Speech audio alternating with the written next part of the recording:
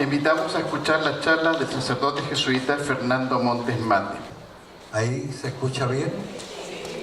Bueno, muy buenas tardes. Qué cosa más difícil hablar después de un coro así. Pero en fin, quiero compartir muy sencilla y francamente largas experiencias. Yo he sido formador de personas, fui formador de los jesuitas durante mucho tiempo y fui rector de colegio, 18 años rector de universidad. Me ha tocado estar en el corazón de la reforma educacional chilena, hablado con los ministros, muchas veces a la Cámara de Diputados, al Senado, etc. Y voy a tratar de una manera sencilla de compartir con ustedes algunas cosas que son esenciales. Y me gustaría comenzar con un golpe que yo tuve hace unos años, cuando leí la novela póstuma de Camus, El primer hombre. Yo había de joven, a mí me encanta la literatura, había leído El extranjero, La peste, de un autor existencialista negativo, pesimista, golpeado por la guerra. Y el año 64 él murió en un accidente de auto. Y en el auto quedó el manuscrito de una novela que su familia publicó recién en 1993. Y a mí me golpeó mucho porque ese hombre tan golpeado, con una visión honda pero dolorosa del ser humano, dice: mi padre murió en la Primera Guerra, yo no tuve papá. Y en cierta manera yo soy Adán, tuve que crear mi mundo solo. Nadie me transmitió valores, no me pusieron límites y en cierta manera yo pensé que es diferente la experiencia que yo tuve, pero qué profético a una situación que hoy día existe. Sacerdote español, se me fue el nombre ahora, pero en fin, a mí me impresionó mucho que le leí una columna que decía: en España solemos decir que hay un desmadre. Para ellos desmadre es cuando el río se sale y se queda la escoba. Dice: en España hay un desmadre. No, dice, lo que hay es un desmadre. Creo que este lenguaje todavía es discutible porque lo que falta a veces son raíces. Hay una educación que hoy día todo cambia, todo se va, todo pasa. Y en ese sentido es interesante reflexionar. Lo primero, si yo quiero hablar qué es educación, tengo que de alguna manera hacerme la pregunta milenaria que se hicieron los griegos y que se hizo la Biblia: ¿qué es el hombre? ¿Qué es el ser humano?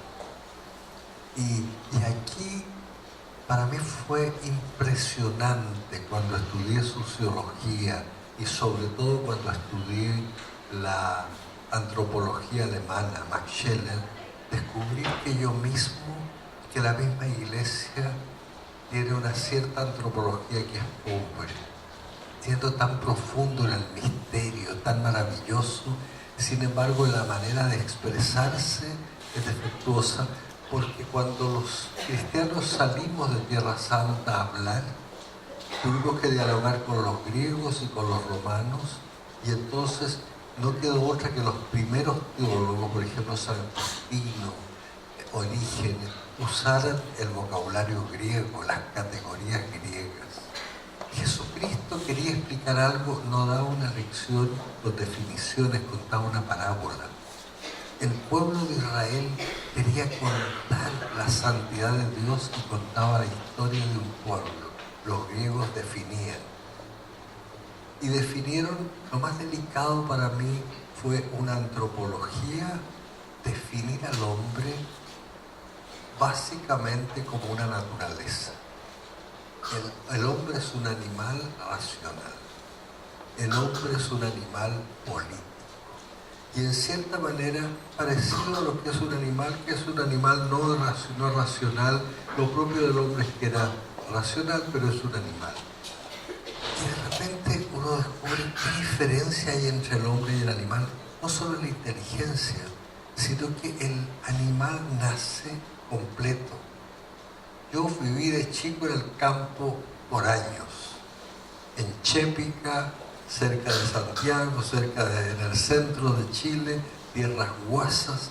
Ustedes no saben la inquietud del chiquillo chico, me metía al establo y vine a hacer chanchito, vine a hacer conejos, cabritas, etc. Y recuerdo, y me volvió a Alemania, cuando el nacimiento de un caballito blanco. Precioso, la mamá lo langueteó, separó el caballito y comenzó a mamar. Y ahí comenzó la aventura de su vida. Si yo pienso, ese caballo traía dentro de sí mismo todo lo que necesitaba para ser caballo. Su naturaleza lo fue llevando, los instintos, de manera que él pudo vivir, reproducirse y morir sin tener que ir al colegio, sin pasar prueba de aptitud académica y sin pruebas SIMS. Y es decir, es interesante el ser humano al revés. Nosotros nacemos tremendamente carenciados. Nacemos con la mochila vacía, dignos, hijos de Dios, pero tenemos que crearnos. Y es necesario que comience un largo proceso donde nos van echando en la mochila lo que necesitamos para vivir humanamente.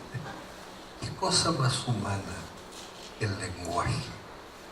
Ustedes me están entendiendo y podemos comunicarnos y mirarnos porque entienden mi lenguaje. Y sin embargo, ninguno de nosotros nació con el castellano en las tripas. Nos tuvieron que echar en la mochila ese lenguaje. Esto es interesante porque a veces hay un error en la educación. Se dice que educere, educación es sacar de adentro, aunque me hubieran roto los riñones y buscado las tripas, no hubieran encontrado el castellano en mí.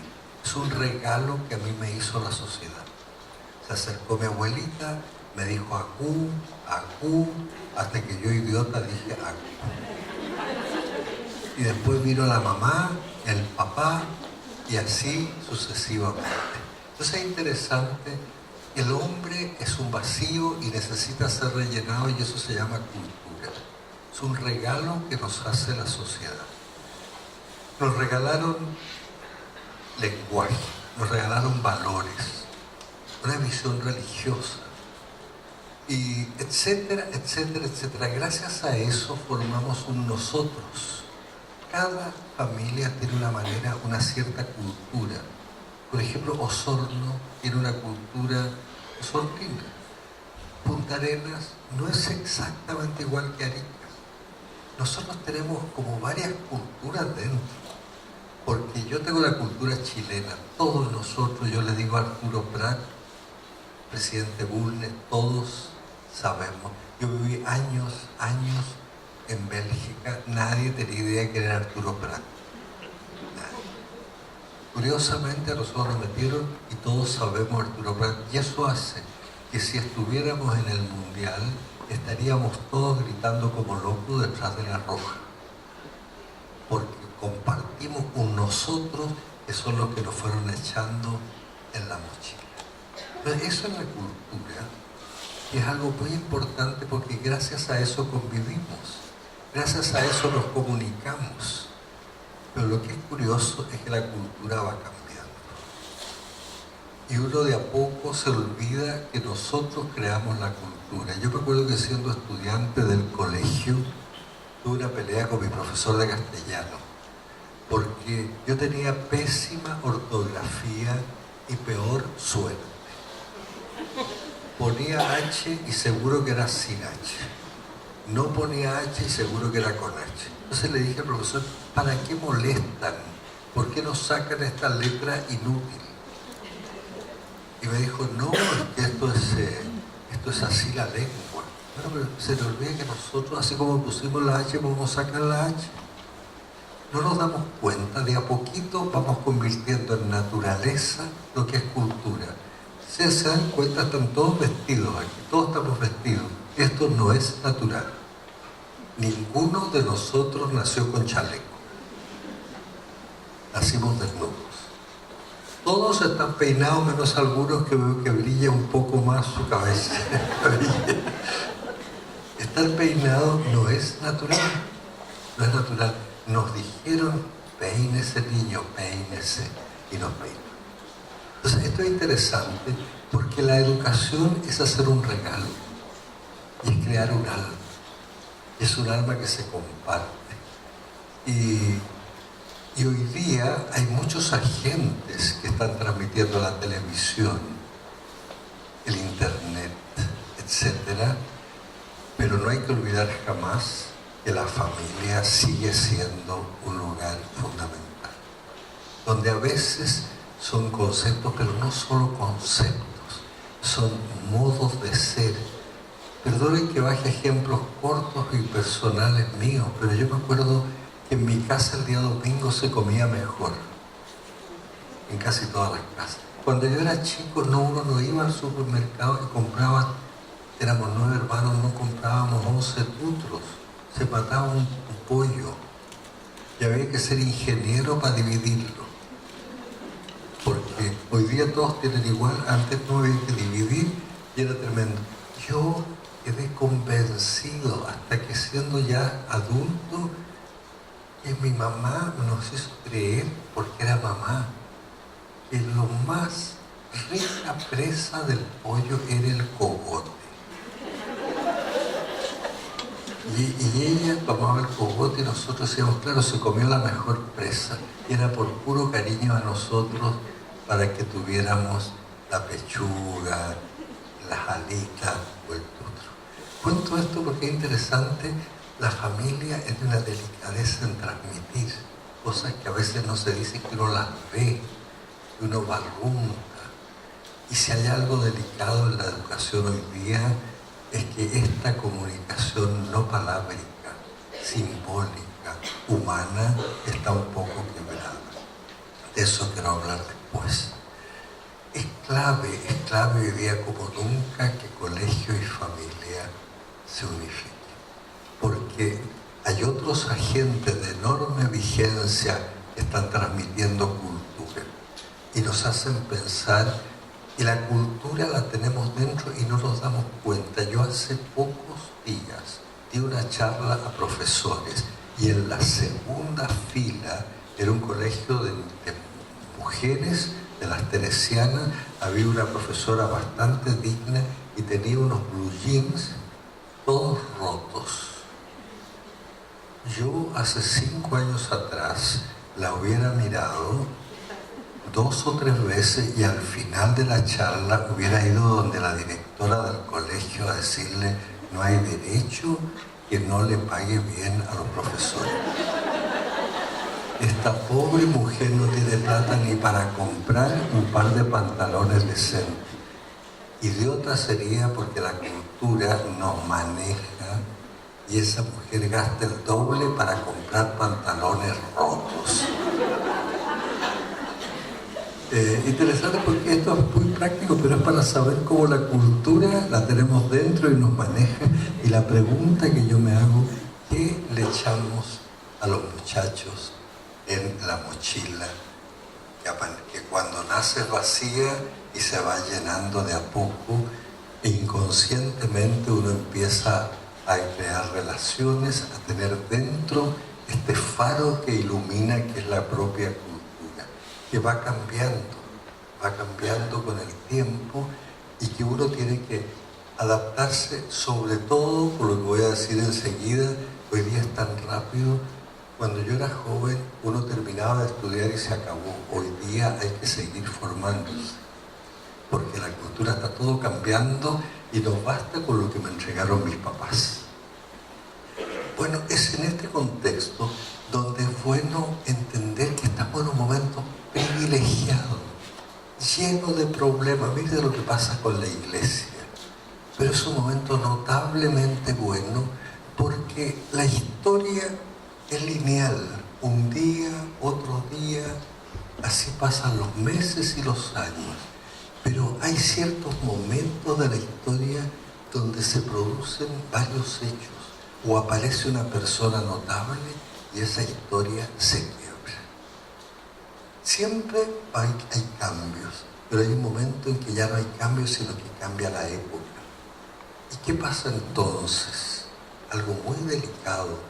Hay uno de los grandes literatos del siglo XX, Hermann Hesse, que analizó los cambios del siglo XX, por ejemplo, el cambio de educación en Bajo la Rueda, el cambio de la sexualidad en Narciso y Gormundo, problemas de la fe en el Demián, el problema del sentido de la vida en los Juegos de Avalorio.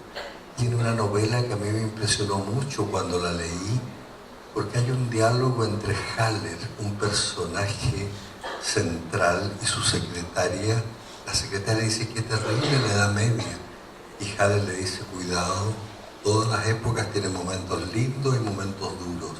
Lo verdaderamente difícil es cuando hay este cambio de época, porque todo lo que teníamos seguro, todo tiembla. Y todavía no sabemos a dónde vamos a ir. Y a nosotros, si hay un momento en la historia humana donde ha habido precisamente este tipo de cambio, es ahora. Nos toca vivir a nosotros. Yo fui padre al final de mi padre. Y yo recuerdo cuando él me formó, mi padre tenía todo claro. Los hombres con el pelo corto, las mujeres con el pelo largo, todo clarito. Y él nos trataba de formar, nos explicaba las cosas. Y yo había estudiado en el mismo silabario que mi papá. Ya pocos quedan aquí que hayan estudiado en el silabario mate. Yo no sé si hay alguno, pero era el silabario que en Chile mi abuelo, mi padre y yo estudiamos. La primera lección era ojo, la mano, y todo Chile, que había aprendido a leer, tenía metido adentro esa cultura. Entonces yo comenzaba diciendo: qué linda es la rama, la fruta se ve, y los viejos todos me contestaban: si lanzo una piedra tendrá que caer. Hoy día yo le digo eso a los chiquillos y me miran como diciendo: ¿qué está pasando? Y yo vi la experiencia de mi papá, que tenía todo claro, el día que le cambiaron el silabario a mis hermanas y le pusieron el silabario hispanoamericano. No entendía dónde están estas niñitas que están aprendiendo. Les metieron una matemática de conjuntos. Ya no era 1 más 1, sino que era otra cosa, pero ¿a dónde vamos a llegar? Ya, ¿para qué le digo? Cuando mis hermanas empezaron a cantar los Beatles, ya los consideraba que era cantar tarro, porque nosotros cantábamos música mexicana y bolero.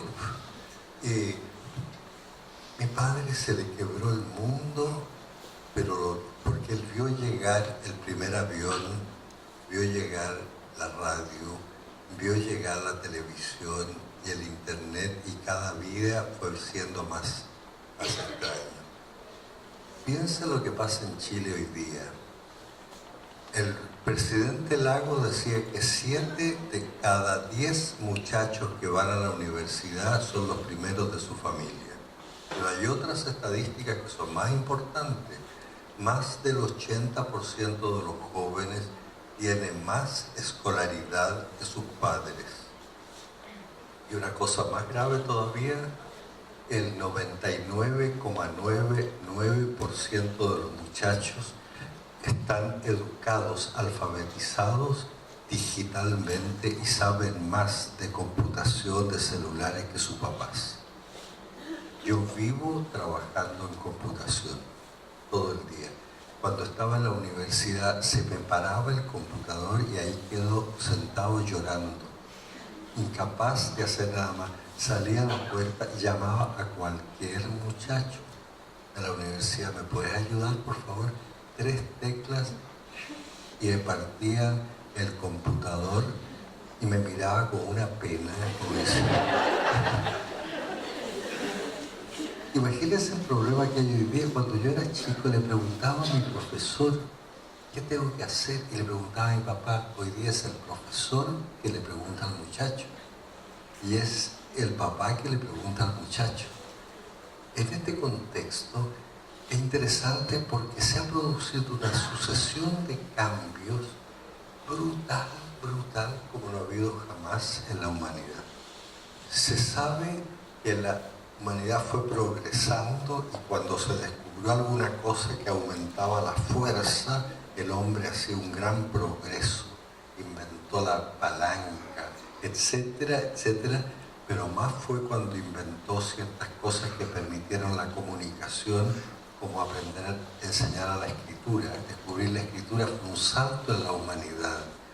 Y eso fue impresionante, pero hoy día la computación ha roto las distancias y los espacios. Que yo en mi casa pueda ver un partido que se está jugando en Moscú y que lo veo mejor que si estuviera en el estadio, esta es una cosa que destruye todo lo que habíamos imaginado. Y se produce lo que de manera brutal nos habla Bauman, se produce una sociedad líquida, los matrimonios líquidos, la palabra líquida. Y esto genera mucha soledad, no hay raíces. Bueno, es en este contexto donde qué importante que se junten papás y colegios a pensar qué le echamos a nuestros muchachos a la mochila. Hoy día que ellos quieren ser actores, no se trata de echárselos a la mala. Tiene que haber un proceso donde el muchacho es sujeto de su propia creación, pero también tiene que saber que hay límites y tiene que saber recibir ciertas cosas. Curioso, uno no se da cuenta, pero psicológicamente yo leí la novela de Pierre Michon, que a mí me impresionó mucho. Él construye sus personajes viendo qué elementos de su familia antigua tiene este personaje, porque habla con el tono de voz de su mamá, tiene los gestos del papá, y así somos nosotros, tenemos muchas cosas dentro de nuestra cultura.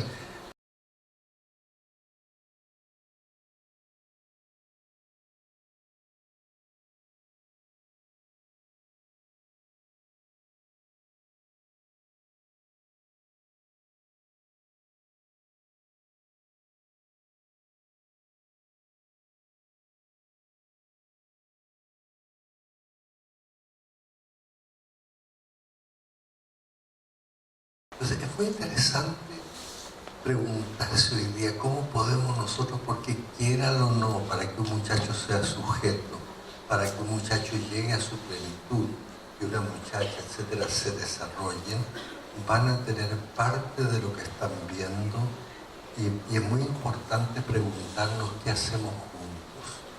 No podemos ser adversarios.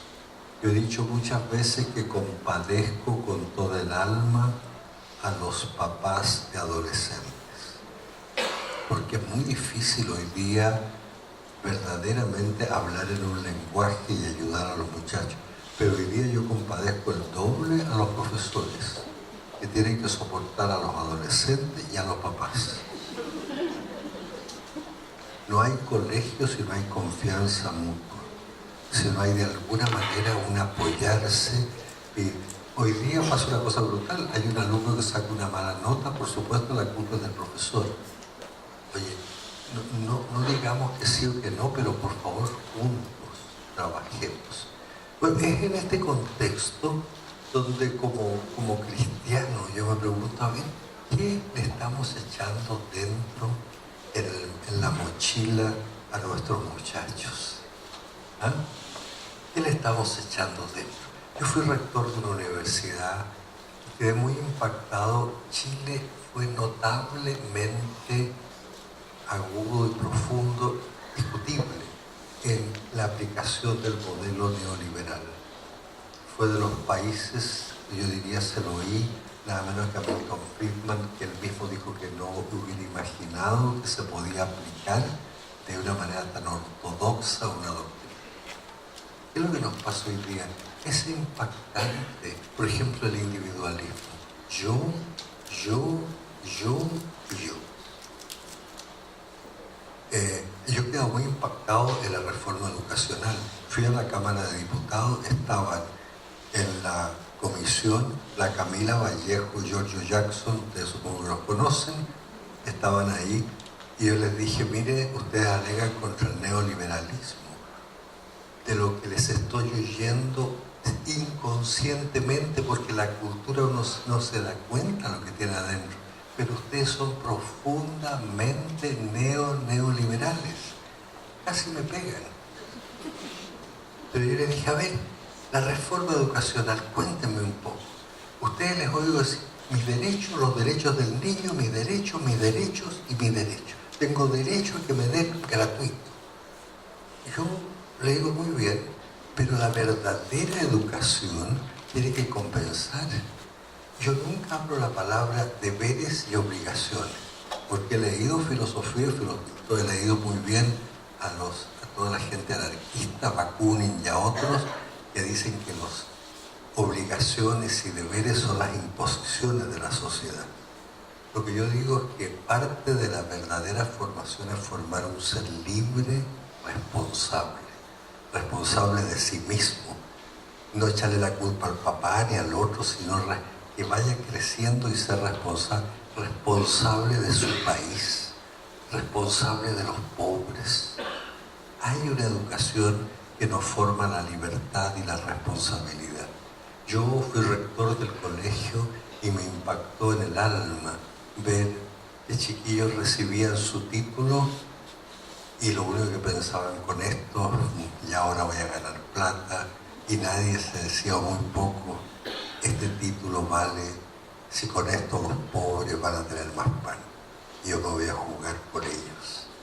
O sea, no solo ver tus derechos, tu grandeza y tu libertad, si te haces responsable de los otros. Hoy día, yo. Otra cosa muy impactante que no deja es la competencia, de competir precisamente para que yo salga adelante y el éxito. Hoy día, si hay algo grave, la antropología que le metemos al muchacho es que tú tienes que ser triunfador, tienes que ser líder, pero líder significa el primero que triunfó. Nadie nos enseña a llorar y todos lloramos tarde o temprano. Nadie nos enseña a levantarnos el día que fracasamos. Y si tú quieres que alguien sea feliz, tienes que enseñarle a procesar su dolor para poder salir adelante sin amargura. Yo quedé enfermo por lo que me tocó vivir y después de haber leído la novela El adversario, no sé si ustedes la han leído, de Emmanuel Carrère. Emmanuel Carrère es un autor francés que escribe hechos que han acontecido. Tiene su novela en Limonov, de vidas ajenas y otra, y tiene una que para mí fue decisiva como rector de un colegio, de una universidad, El adversario. Cuenta la historia de un muchacho cuyo nombre real es Jean-Claude Roman. Es una historia real, acontecida en Francia, un muchacho que llega a ser médico, súper buena persona, brillante, y vive en el borde entre Suiza y Francia. Y pasa de Francia todos los días a trabajar en Ginebra, en la Organización Mundial de la Salud. Todo el pueblito de Francia lo adora, muy querido, tiene señora y 2 hijos, un perrito en su casa fronteriza, y parte todos los días y vuelve. Y el año 1993 se quemó su casa, murió su mujer, murieron sus 2 hijos y su perrito. Y a él lo sacaron los bomberos de las llamas. Él está hoy preso, hay una película sobre él, porque se supo la verdad. Le fueron a avisar a los papás y estaban muertos. revisaron mejor las cosas, su mujer y sus hijos habían muerto antes del incendio. Y él se tiró a las llamas queriendo borrar toda huella. ¿Cuál fue la razón? Los papás le dijeron a este niño hijo único, tienes que triunfar, tienes que estudiar, sacar un título, estudia medicina. Y lo metieron en una escuela de medicina y fracasó al segundo año y no se atrevió a contarle a sus papás. 18 años mintiendo. No fue médico, no trabajaba en la Organización Mundial de la Salud. Imagínense el sufrimiento sabiendo que su mujer, sus hijos y sus padres vivían engañados. Cuando vio que lo iban a pillar, dijo, es tanto el dolor que van a tener que los mató. Este hombre está preso y ha contado con horror su propia historia. Yo digo esto porque, cuidado, recién leída esa novela, en 2015, en abril, tengo aquí las cosas, llegó un minero del norte de Chile y me dijo, padre, quiero que usted me diga qué pasó con mi hijo. A ver, cuéntame, le di el nombre, revisé. Él había entrado a la Universidad Albert Hurtado en 2011. Le fue mal. 4 oportunidades, se le pusieron profesores, se le dio oportunidad nueva y no, la universidad no puede regalar un título porque tenemos control del ministerio. Y él dijo muy bien, se retiró y no le contó nada a los papás. Y el año 1914, después que mes a mes los llamaba y decía, estoy bien, tengo pruebas, recen por mí, los papás le mandaban la plata para que pagara la universidad y pagara la pensión. En el 1914, en noviembre, los llamó y les dijo, el 18 de diciembre yo me gradúo. Yo no tengo aquí todo esto porque me golpeó mucho. Vinieron sus padres, el 16 de diciembre se suicidó delante de ellos, en Santiago. Yo lloré. Y esto lo conversé en una reunión de rectores y el rector de la universidad, Diego Portales, me dijo, nos acaba de pasar lo mismo con el hermano de un ministro.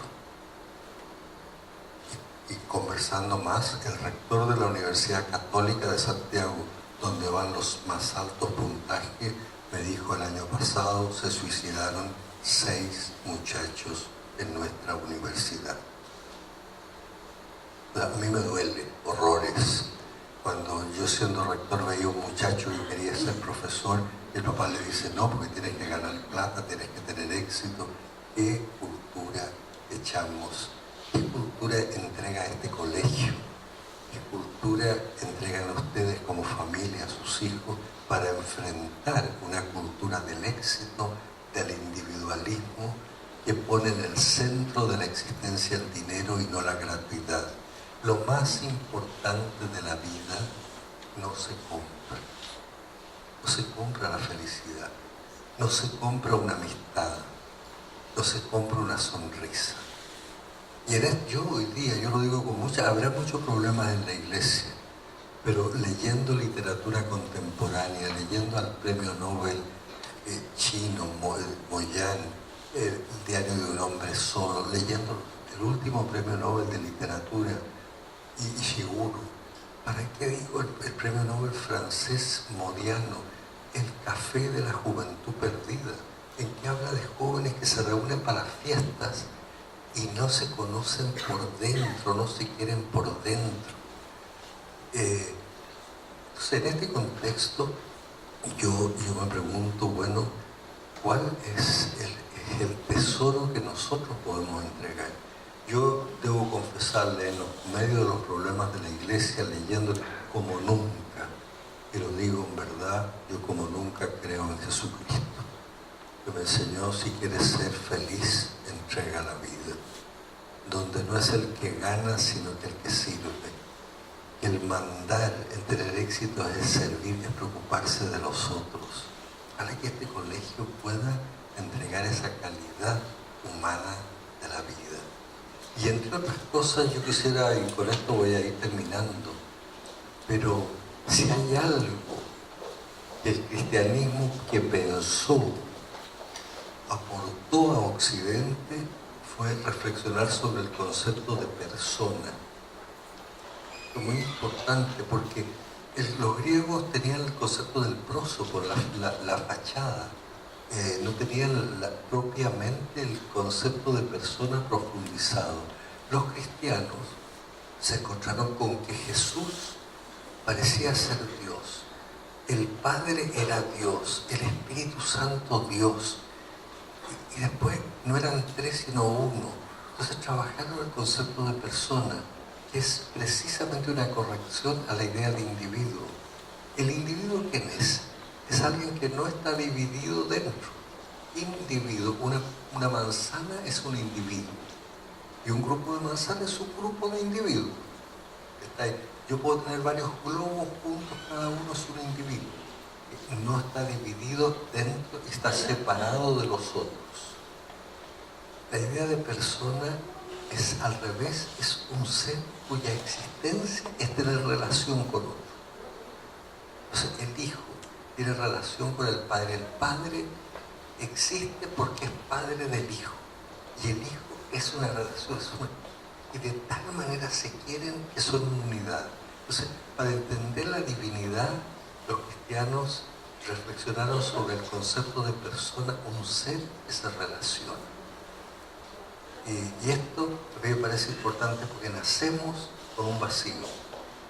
Pero la educación es enseñar a echar raíces y tentáculos para poder relacionarnos. Y hay 4 grandes relaciones. Primero conmigo mismo. Curiosamente, yo puedo conversar conmigo mismo. Y lo más bonito de la formación es formar a la conciencia, para que yo tenga una conciencia que sea capaz de conducirme. Si yo procedo mal, me diga, no está bien. Y el cristianismo es una gran escuela de formación de conciencia. A veces los católicos deformamos la conciencia, esto es pecado, esto no puede, te van a castigar, pero la verdadera conciencia es la que de alguna manera ante una situación yo pienso con toda libertad, profunda libertad, qué es lo bueno para hacer para que mi conciencia no me pegue un coscacho y yo pueda ser más humano. Santo Tomás habla de lo que se llama la sindéresis, que es una capacidad de razonar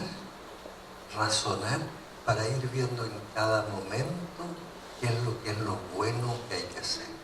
Si hay algo importante, es una formación que no sea puramente decir es pecado, está prohibido, eso no se puede, sino la capacidad de que yo honestamente veo qué es lo mejor que yo puedo hacer, dónde puedo servir más. Y eso genera libertad. Entonces, una verdadera persona tiene relación consigo mismo. Saber perdonarse, saber quererse, saber corregirse. Eso es propio de una persona adulta, bien formada.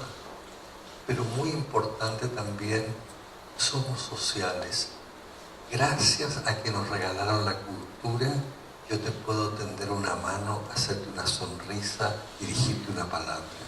La educación es enseñar a relacionarnos. Qué triste me resultó hace poco, me subí al metro de Santiago y un niñito con su madre y los dos iban conversando, me subí yo y al lado mío una vieja más vieja que yo, lo cual imagínense lo que era. Porque yo le acabo de decir a la gente hoy día que cada día más me dicen a mí que bien te ves.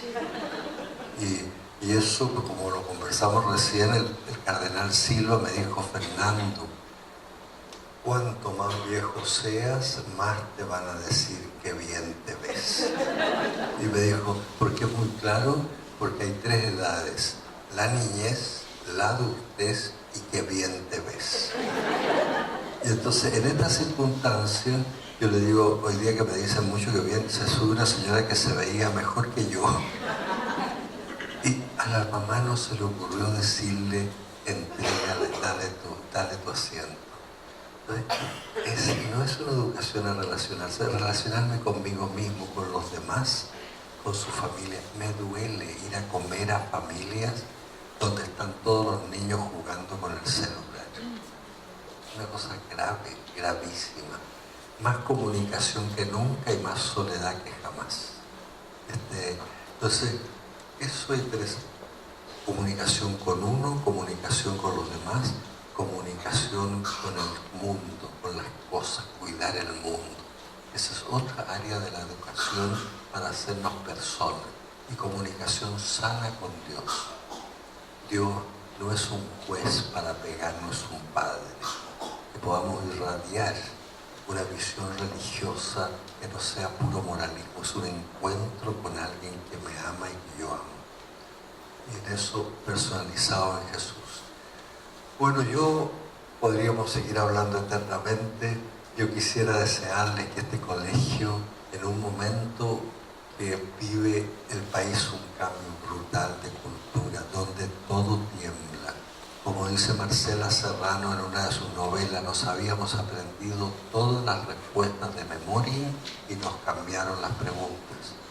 En este contexto, ojalá que se ayudarse al colegio y ustedes colaboren a generar gente que sea honda y profundamente humana.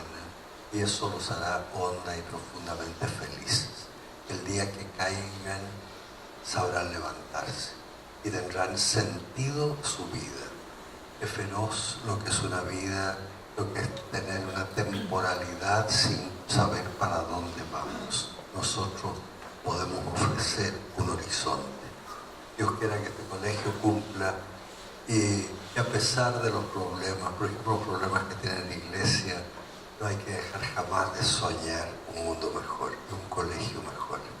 Yo todos los días le rezo al Señor una poesía que escribió Unamuno y que la dejó sobre su mesa de trabajo y que le dice a Dios: agranda la puerta, Padre, porque no puedo pasar.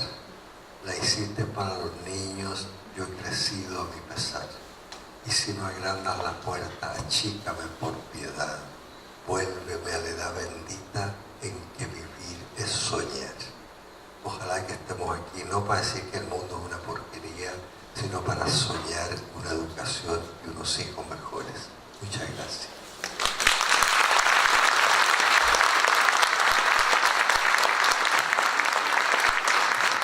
Agradecemos la palabra del Padre Fernando y los invitamos a que tengamos un momento de intercambio de ideas, reflexiones, preguntas.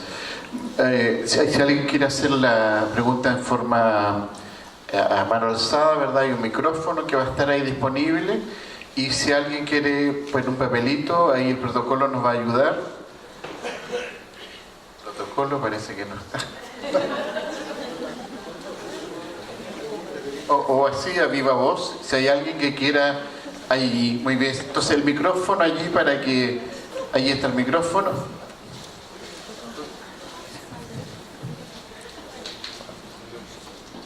Hola, buenas noches.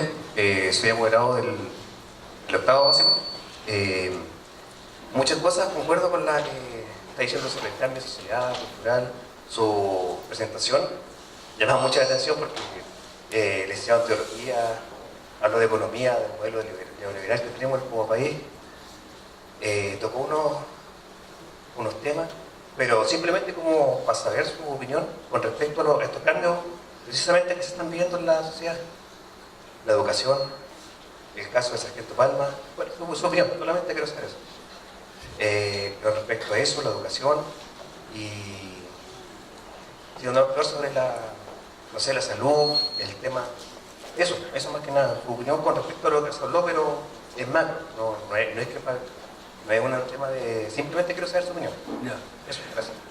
A ver, yo por temperamento yo soy enormemente positivo. Yo siempre creo que aún una crisis, no solo un cambio, una crisis es una oportunidad extraordinaria de un paso adelante, si somos razonables. Como nunca jamás la humanidad ha tenido posibilidades hoy día, por ejemplo en educación, en salud. Es muy importante sí tener cuidado Y en esto yo soy hijo de San Ignacio, de soñar lo más alto que se pueda y a la vez tener ojos claros para ver lo concreto y lo posible hoy. Yo le voy a poner un ejemplo sencillo. Yo de joven fui a la población Nogales en Santiago. Era tal vez de los pueblos, de los lugares más pobres de Santiago. No había un metro pavimentado, un basural, no había agua potable, las señoras temprano en la mañana hacían largas colas, no había colegios. Los niños, la mayoría, analfabetos y tenían, andaban sin zapatos. Bueno, es en ese contexto donde yo quedaba impresionado porque han pasado 2 años. Hoy día hay 3 colegios, la mayoría de los muchachos está yendo a educación superior, todo pavimentado, por supuesto que hay agua potable y hay... Entonces es una maravilla y además en todas las casas, por pobre que sea, tienen lavadora, refrigerador y tienen a menudo un plasma donde sin darse cuenta el mundo entero, Rusia y otros entran a su casa. Pero esa misma señora tiene un peligro. Como hoy día ella se ha abierto al mundo, compara. Antes el mundo era la población Nogales. Ella solo salía a la feria libre porque no trabajaba. Hoy día le prende la televisión y le dicen que en Falabella compre tal cosa, le dan tarjeta de crédito y ella toma mucho más conciencia de lo que le falta por sobre todo lo que ha crecido. Ese es un problema delicado, cómo se maneja. Si yo pienso en Chile, tú preguntas a cualquiera y le dices, ¿qué tal la salud en Chile? Pésima. Resulta que Chile, aunque nos parezca increíble, tiene más esperanza de vida que Estados Unidos. Es lo que usted cree que dice, plop, lo que era la salud cuando yo era joven, el horror el problema de comida para los niños, había desnutrición. Hoy día el país está con problemas de gordura de los niños. Entonces, quiero decir que es interesante cuidar los ojos para que uno sepa también gozar lo que tiene, agradecer lo que tiene y conciencia de manejar esto para que no nos mate. Yo recomiendo leer, por ejemplo, a Ernesto Sábato, un gran físico. En 1956 escribió Hombres y Engranajes. Cuidado que la tecnología termine quitándonos humanidad, pero eso no puede significar que la tecnología no es buena. Súper bueno tener celular, pero no vaya a ser cosa que impida que yo me comunique con otro cariñosamente. Esta es la educación. El mismo Ernesto Sábato termina al final de su vida, escribe La Resistencia y Antes del Fin. 2 maravillas literarias que no son contra la cultura y el progreso, sino cuidado, humanicemos la cultura y el progreso. Y eso es tarea, esto es lo que puede hacer este colegio, no tener chiquillos vueltos para atrás. No es manera correcta educar a un niño prohibirle que use el computador, enséñale a usar el computador, porque si no, lo creas fuera del mundo. No sé si te he respondido. ¿En esta parte sí? Sí. O sea, yo creo que hay posibilidades como nunca en la educación. La educación de Chile, ¿cómo no voy a agradecer hoy día que tenemos más del 50% de muchachos en educación superior? Pero al mismo tiempo yo tengo los ojos para decir, cuidado. En Chile la reforma educacional que yo le he defendido en muchos aspectos, porque los universitarios salen a la calle y son más peligrosos, nosotros nos hemos puesto la mayoría de nuestra inversión en el pre-kinder, kinder, básico y medio, que es donde se produce la gran desigualdad de Chile. Es decir, yo como rector veo que ya llega un chiquillo, después de haber tenido una mala básica, ya no hay cómo cómo compensarlo. Entonces, cuidado con meter toda la plata arriba sin cuidar bien. Pero yo agradezco porque creo que Chile ha dado un paso adelante, pero hay que mejorarlo. Muy bien, aquí hay otra pregunta, dice, hoy en día los jóvenes han perdido el concepto de autoridad en el hogar. ¿Qué aconsejaría usted a estos padres de adolescentes para que puedan recuperar la autoridad en sus hogares y el respeto de sus hijos? Es obvio que la forma de ejercer la autoridad cambia en los momentos que el muchacho tiene mucho más acceso a la información, etc. Pero hay de una familia que es incapaz de poner límites. O sea, parte del vivir en sociedad es el límite. Lo que pasa que ha cambiado en mi tiempo, en mi casa había un chicote que se llamaba San Martín de la Roncha. Y muchas veces bastaba, cuando uno hacía una cosa mala, que se miraba a San Martín de la Roncha y nosotros temblábamos. Creo que eso ha cambiado. La autoridad hoy día no es contra chicotazo.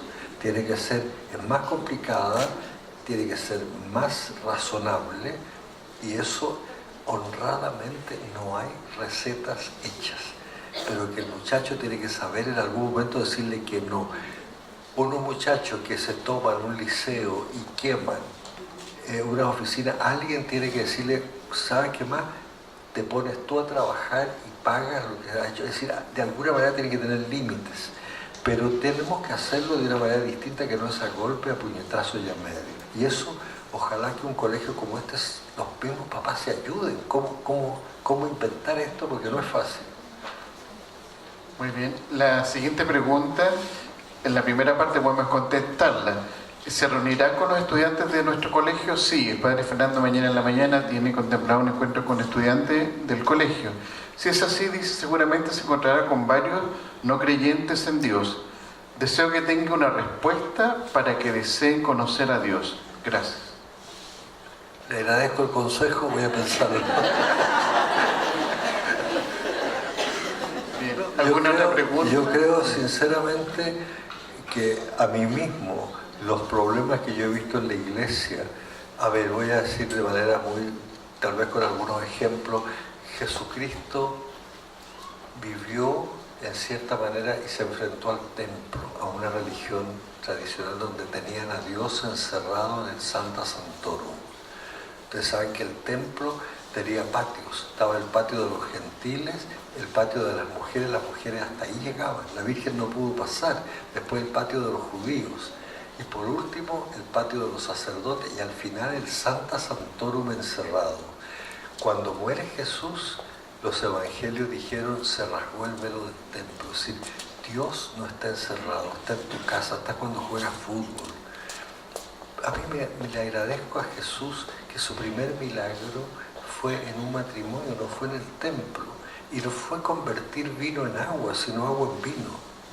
Y la Virgen María, yo agradezco inmensamente que la intervención en ese milagro, si yo hubiera escrito el Evangelio de San Juan, probablemente por mi estupidez lo hubiera escrito distinto, porque habían tomado como manos de la cabeza, se lo tomaron todo.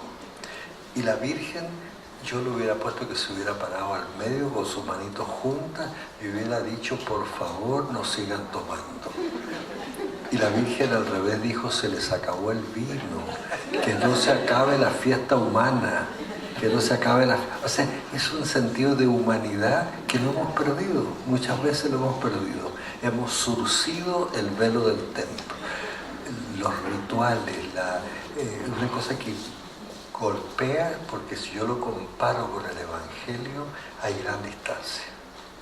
Muy bien. Yo creo que estamos... ¿Alguna pregunta más? Creo que estamos ahí. ¿Alguna pregunta más? Muy bien. Un gran aplauso para el padre Fernando.